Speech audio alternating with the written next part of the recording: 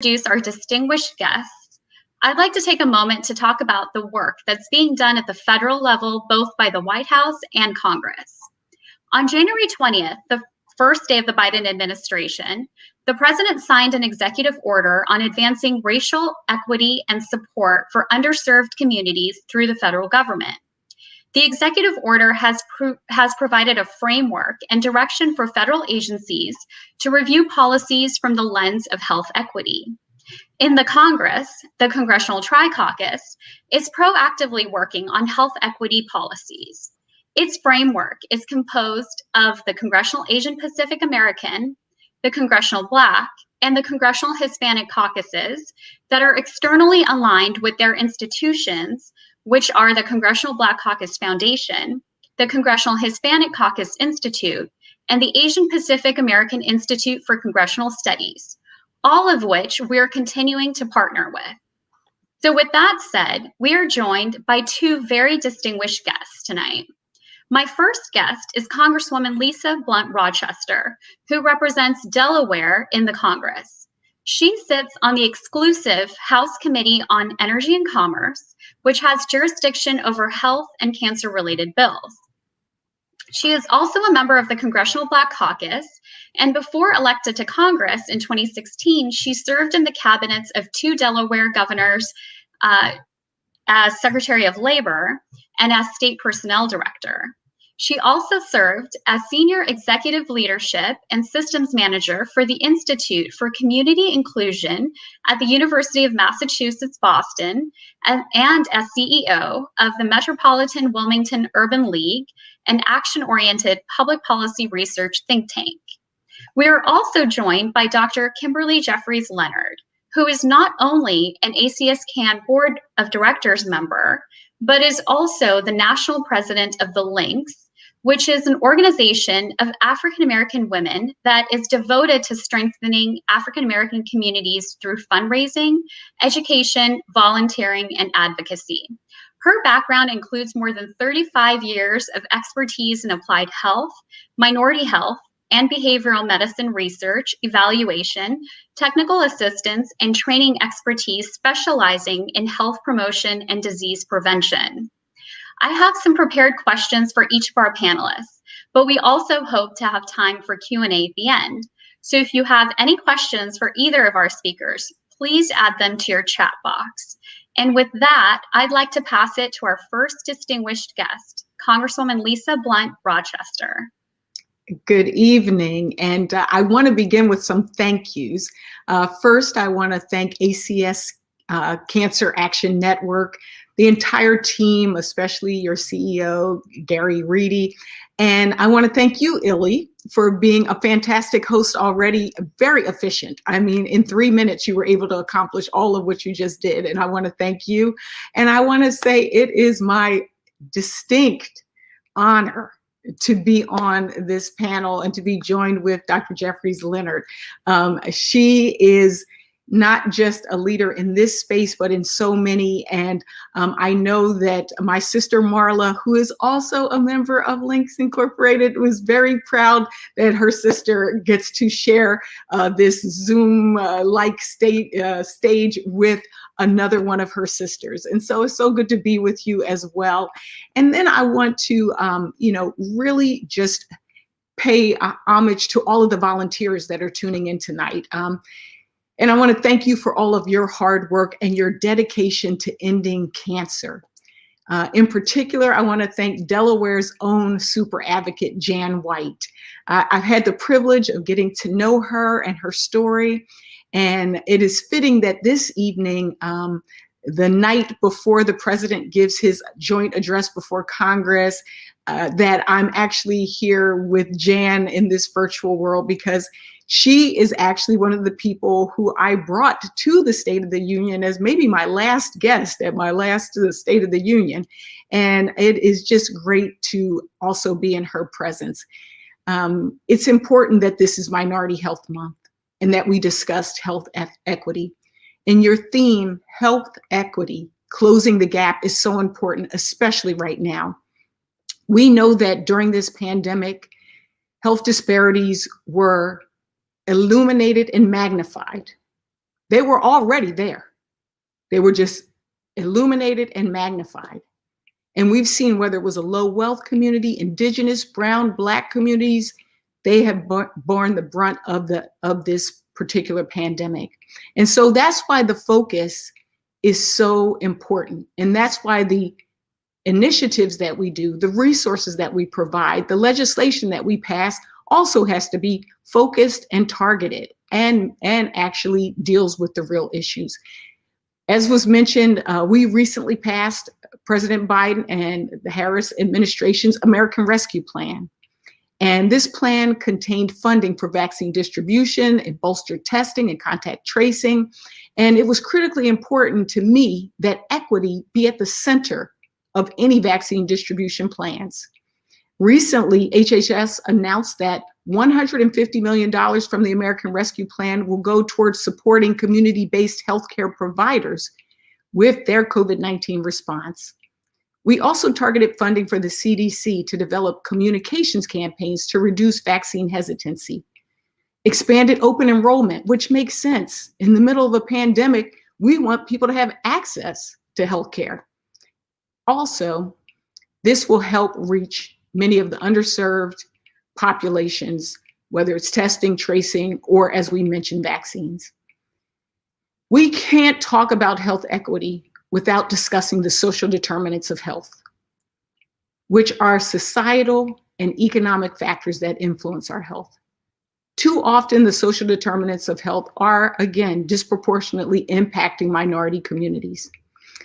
One bill that I introduced that I know that you are also interested in is the Quit Because of COVID-19 Act. I initially introduced this bill in June of 2020 and reintroduced it this Congress in March, along with Congressman Brian Fitzpatrick from Pennsylvania. He's co-leading this, and he is my Republican colleague on it, and it is a bipartisan bill. We are so proud to have the support of the American Cancer Society's Cancer Action Network's support on this piece of legislation. The bill would expand tobacco cessation coverage to all Medicaid beneficiaries during the COVID-19 pandemic. And it also reduces barriers to access these services like prior authorization. Medicaid recipients have disproportionately higher rates of smoking, twice the rate of those with private health insurance. And that places them at a higher risk of severe complications from COVID-19, which we all know is a respiratory virus. All state Medicaid programs cover some level of tobacco cessation services, but many don't cover all evidence-based tobacco services. And that's why this bill is so important. We saw a similar approach in Massachusetts, which was successful. And what they learned was that for every dollar that Massachusetts spent on its tobacco cessation benefits, saved $3.12 in healthcare cost. Tobacco is a significant cause of higher Medicaid costs and negative health outcomes, and especially in communities of color. I will just say, as I turn it back over to Illy, that in addition to this being professional, it's personal for me and probably everyone that is paying attention to this right now. In this past year alone, my best friend recontracted cancer during the pandemic. Breast cancer came back. We had a family member or very close to our family member who died of lung cancer a few months ago. And this weekend, one who died of liver cancer. This is personal for all of us as well as it is professional. And so I am just honored to be on the battlefield with ACS CAN and with Dr. Kimberly Jeffries Leonard to make sure that we make a difference and that we save lives. Thank you so much for what you do, and I'm glad to be here. Thank you so much, Congresswoman, for that. You talked about your bipartisan Quit Because of COVID-19 Act. and how it will make it easier for those on Medicaid to quit smoking. Is there other work that Congress is doing to try to address health disparities that would impact cancer patients? Yeah, I would say, there are a lot of things that we're doing. I mean, one of the most important ones is expanding that access to healthcare coverage. We know that, there are 1.4 million uninsured people newly eligible now for subsidized marketplace coverage under the American Rescue Plan. And 63% of uninsured people in the US are now eligible for financial assistance to get coverage through the marketplace. So the first thing I would say is that we need to make sure that we expand coverage, and your advocacy in that realm is important. The second thing is to reduce barriers to telehealth. I've heard Congressman Jim Clyburn say that broadband is the new electricity. Basically, everybody needs it in order to live, to work, to play. And even in talking to some of my colleagues who are doctors, they share the fact that prior to this pandemic, even though I'm the chair of the Bipartisan Future of Work Caucus, it really took the pandemic to push telehealth to the front and to the fore. And so us focusing on expanding access to broadband, internet, and flexibility in rules and ways that people can be reimbursed for those services is really important to allow for more people. I'm co-leading a bill right now that provides those telehealth flexibilities to become permanent. And then, as I mentioned before, just addressing the social determinants of health, I think, is another big area that we need to focus on. It's really why I introduced legislation to help states, state Medicaid programs, know how to actually use their existing authority to address these social determinants of health. Think about it. Those are where we live. If I live near some place that has a toxic waste area, that's going to affect my health. If I live in a food desert, that's going to affect my health. If I don't have a roof over my head, that's going to affect my health. So also, us addressing the social determinants of health is vital. And the president will soon introduce the American Families Plan, which will be a blueprint to further address and invest in the social determinants of health that impact cancer patients.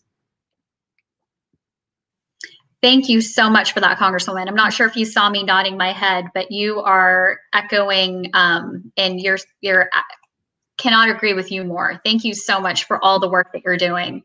I do have another question for you. Why has health equity become the focus of so much of your work and your colleagues' work in Congress? I think, back to what I was saying about, there's a saying that has been popularized, and I think maybe came from Barbara Lee, Congresswoman Barbara Lee, that says, stay woke. The reality is you can't stay woke if you're not awake. And I think that this pandemic has, again, opened people's eyes to things that they maybe didn't see before. And so you will see, as you mentioned, the president they're taking an all of government look. It's not just creating a program here for minority health or an office here, but it's really saying, let's look at all of our institutions, all of our structures, and say, what are these things that contribute to the outcomes or the bad outcomes that we've seen for centuries? I'm not even going to say decades. I'm going to say even longer than that. I know personally, for me, when in my work in Delaware, whether it was as Deputy Secretary of Health and Social Services, I kept hearing of all of the different, outcomes, maternal mortality, diabetes. I can run through all of these different things. And a lot of times it was always the focus was on the individual and just their behavior, as opposed to all of the things that surround this person, including how they're treated in a healthcare setting. Which is why we had those issues with vaccine hesitancy in the beginning, even of this as we talked about the pandemic. So I think what you're seeing is that it is in everybody's best interest in terms of our health and wellness, in terms of our competitiveness and our economy, because the money that we're spending on healthcare is not helping our economy or employers either. And I think it's become sort of a win-win-win situation when we all make sure that we focus where the data tells us we need to be focusing our efforts. So whether it's your morals or whether it's your money, this makes the most sense, and it gives us the better outcomes, and people will be able to live healthier, more thriving lives. Thank you so much for that, Congresswoman. And thank you for adding in that point with regards to the importance around data collection also. And thank you for all the work that you're doing in Congress. Before we move on to our next guest, I'd like to remind our viewers that if you have any questions, please add them to your chat box. With that said, moving on to our next distinguished guest, Dr. Jeffries Leonard. Dr. Jeffries Leonard, could you please talk about the work that ACS CAN has been doing on health equity issues? Yes, I'm so excited to be here, and I want to thank you, Illy, for all that you've done to make this happen, and your team, and I'm just thrilled to be here with the amazing Congresswoman from Delaware, the Honorable Lisa Blunt Rochester. I know that your sister, who is, like you said, I remember Marla Blunt Carter, is so very excited to be here. She's in the Wilmington, Delaware chapter. And I also want to give a few thank yous. I'd like to thank the President and CEO of the ACS CAN, Lisa Lacasse and Gary Reedy. I want to thank all the volunteers, and I want to thank all of our Links members who are watching, and our Links Hill Committee. And then Congresswoman Blunt Rochester, I want to thank you for all that you're doing, because we absolutely need you at the table. So Illy, like you said, health disparities is really a very tricky thing. And when you think about diseases, you realize that everybody gets something and everybody can get the same thing, but how they impact different ethnicities, people, as the Congresswoman said, people of different economic statuses, it looks very different. And so this is the issue when we're talking about health disparities. So when we're talking about cancer, we know that cancer impacts everybody, but it doesn't impact everyone equally. And so the thing that is so important to know from this conversation is that ACS CAN is really committed to partnering with lawmakers, as you see the Congresswoman here, civic leaders, and other organizations like the Links Incorporated, to make sure that everyone has the same opportunity to prevent, treat, and survive cancer. We don't think anyone should be at a disadvantage because of the color of their skin, how much money they make, where they live, but we know these things impact trajectories of diseases and health. We know that on the whole, that communities of color and other underserved groups have higher cancer rates. They get diagnosed at later stages. They have poor outcomes. They have less access to treatment. And sometimes they even have different treatment options. And so what we know is that when we talk about a world without cancer, we have to address these disparities first before we can even envision that. You heard the Congresswoman talk about her Quit Because of COVID-19 Act. This is, as she said, is so important because it covers cessation services for Medicaid recipients who want to stop smoking. We all know, and we're not going to play any games, that tobacco companies have targeted communities, African-American communities, communities with lower incomes. You know, we are disproportionately targeted from big tobacco. And this is important to ensure that everyone who wants to quit has the tools they need. And so I'm proud that ACS CAN is proud to support this bill. And as an organization, the Links Incorporated, we are also supporting these kinds of policies. In addition, I know that ACS CAN has done a lot of work to increase access to care for underserved populations. And so I'm going to just say this right here, that the ACS CAN and the Links Incorporated, we're nonpartisan organizations, but we support those policies that are going to be good for our communities. And one of those is the American Rescue Plan. And there's so many components of that that are specific to eliminating disparities and inequities for cancer. And I'm very proud of the fact that ACS CAN has done a lot of work to support the American Rescue Plan, which was signed by President Biden last month. The law has several provisions that will break down barriers to care, including subsidies that make coverage more affordable, as well as more funding to encourage states that haven't expanded Medicaid. I know it's hard to believe that there are some states that haven't expanded Medicaid, but yes, there are some. But so they've got some funding to encourage these states to do that. There are several cancers that impact communities of African descent even more disproportionately. Colorectal cancer is one of those. And so there's work that is being done to remove barriers to the Colorectal Screening Act. And so because of this, the ACS CAN was the leading organization pushing for years to get Congress to pass the Removing Barriers to the Colorectal Screening Act, which will make colonoscopies more affordable by eliminating these surprise out-of-the-pocket costs for those on Medicaid. That's very important because in order to be able to treat and in order to be able to make sure that we eliminate these disparities, we're able to screen appropriately. So it took us years to get this bipartisan support, but the bill was passed. It was signed into law at the end of last year. So that is phenomenal. There's another act that the ACS CAN worked with the late Elijah Cummings, who was from Baltimore, Maryland, representative from Baltimore, Maryland, to push, and that's the Henrietta Lacks Enhancing Cancer Research Act. And that also passed late last year. So this bill was named in honor of Mrs. Henrietta Lacks, who was a Black woman with cervical cancer. I thought I had my book here, but I don't. But it's very important because her cells were taken without her knowledge. And though she died in 1951, those cells lived on and have been used for dozens of important breakthroughs.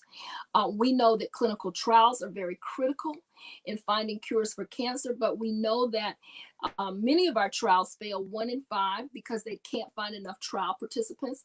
And often they don't have enough from communities of color and other medically underserved groups. And we're typically underrepresented in clinical trials. This could be due to a lot of factors. We know that sometimes they're due to barriers, and sometimes they're due to just mistrust of research and clinical trial. And I think that those of us who are of color, we understand what that's about. We know what that's about, but we have to overcome this because the law helps us to ensure that progress continues towards finding cures and that everyone will have access to these cutting edge treatments. There's some other things, the ACS CAN supported the Clinical Treatment Act, which was passed late last year. This act, which is also very important, requires that Medicaid cover routine care costs, doctor's appointments, lab tests, drugs to manage side effects for patients in clinical trials. These can be huge barriers, and this change will make it easier for all cancer patients to participate in clinical trials. So there are a couple of things that before I end, I want to point out. What is at stake now? Right now is the funding of cancer registries at the CDC. And so we need your help to help get this message to our congressional representatives. We know that the overall mortality from cancer is dropping, but it's not dropping in our communities. And we know that marginalized populations, our populations, are bearing a disproportionate burden of preventable death and disease. So we have to have equity in the data collection process. We have to have systems that are upgraded. Our nation's public health data systems are in need of upgrades. We have very antiquated systems. We have paper-based systems. And this is what kind of slowed our response to COVID-19. And what it did is it cost lives, and it didn't bring the kind of attention to this issue that we needed. And so we need to be able to modernize our public health data collection system and our surveillance system. And this effort includes the critical information collected by our nation's cancer registries, including the one at my alma mater where I did my postdoc, Howard University Cancer Center. The data that is collected at these cancer centers and these cancer registries include detailed demographic data on who is getting sick, where they're getting sick, and they allow stakeholders to be able to monitor cancer trends, identify high-risk groups, and then that in turn helps to create policy that will reduce health disparities. So it's important that we really do address the health equity in cancer care so that we can ensure that everybody has a fair and just opportunity to prevent, find, treat, and survive cancer. If we can do this, we will have to start with accurate data, which again, it ties back to these cancer registries. So I am asking everybody tonight to join me in reaching out to your Congress members, your senators, to help support adding $70 million for these registries at the CDC. So you can see at the bottom of the screen this going through. Text registry to 40649, and what you will see is an already designed letter that you can just add your information. It'll go right to your representatives. I'm challenging all of my Links members out there. I'm challenging all my sisters out there and a few good men, our volunteers, to really help us because this is going to be very important. We really do need to address cancer disparities, and ensure that everyone has a fair and equitable opportunity. Our lives absolutely depend on it. Thank you so much for that, Dr. Jeffries Leonard. I am paying attention to time, and I want to make sure that I am able to ask the Congresswoman one of the questions coming in from her constituents. So, Congresswoman, back to you. The first question is actually from your constituent, Jan White. Jan wants to know how she and the rest of the advocates can help close the gap with health disparities. And she also wants to thank you for the work that you do. Oh, thank you, Jan. And it's always good to see you, to hear from you. And in the interest of time, I'm going to say, first of all, ACS CAN is already successful. I mean, what Dr. Jeffries Leonard just shared, number one, was all of the work that your advocacy has already done. And then she gave the call to action. That's really what this is about. And it's so funny. Right before I got on this platform, I Googled, like we always do. And on Wikipedia, it's funny, for the focus for the organization, it says holding lawmakers accountable for their words and their actions related to cancer. That's it. If we say we believe that we should be a world free of cancer, that no one in our country should hold us accountable. Make those partnerships and those connections. I always say, know your issues, know your stuff. You already do. Know the member. Know if they have either a background in this, or if they have a family member, or if there's some kind of connection. Know the member. I always say, know your ask. A lot of times people will call us or come in, they have a great conversation and leave. And remember, I forgot to ask about that bill, or I forgot to ask for that money. Know your ask. That's why the texting is important. But even go above and beyond that. Reach out to that office.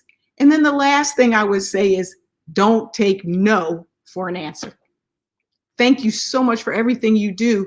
It's affecting me, my family, our friends, our community, our state, and our country. So proud to be a part of you. So proud. Thank you so much, Congresswoman. I do want to ask Dr. Jeffries Leonard a question that's coming in from Barbie Todd. Barbie says she knows that as an ACS CAN board member, you have a huge commitment to fight against cancer. She wanted to ask why fighting for cancer is important to you. Well, I think that the Congresswoman kind of said to us why it's important to everybody. It's personal. It's personal because there's not one of us who doesn't know someone who has had cancer, succumbed to cancer. My oldest brother right now is fighting his second bout of cancer. And we just have to make sure that we are all doing everything that we can to ensure that our communities, our families, our loved ones, our friends don't ever have to deal with what we are watching, what the Congresswoman said she's had to watch her loved ones and close friends, what I'm watching, and what we know is happening in our communities. It is a devastating disease, and we should do everything in our power to eradicate it if we can. There's got to be a cure somewhere. We've got to have the right policies in place to be able to address that so that we can have the right treatment. We can, all of these things are critical, but for every single one of us, it's personal. Thank you so much. And thank you so much for everything that that both of you do. It looks like we've run out of time, so I'd like to thank the audience for joining. And I'd like to especially thank our distinguished guests for their valuable time and their very valuable insight. I want to ask just one more time that you join in asking your members for $70 million to fund the important cancer registries that Dr. Jeffries Leonard spoke about.